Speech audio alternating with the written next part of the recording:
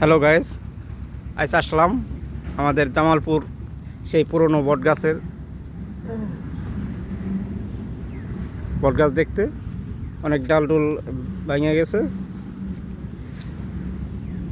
বিশাল খারা খারা বটগাছ।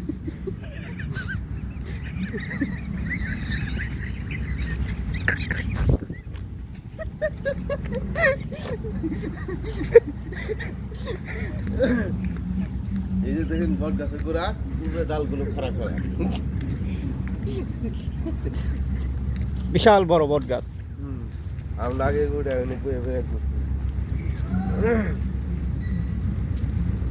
আগে অনেক এ জায়গায় পাখির বাসা আছিল, টিয়ার বাসা আছিল।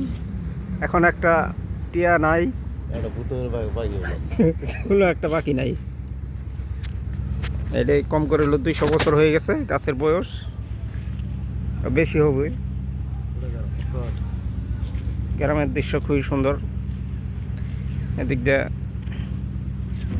পাম বাগান, ভুট্টা ক্ষেত।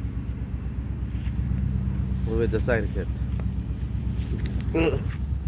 ভিডিওটা ভালো লাগলে বেশি বেশি শেয়ার করবেন, অপর বাইকে দেখার সুযোগ করে দেবেন।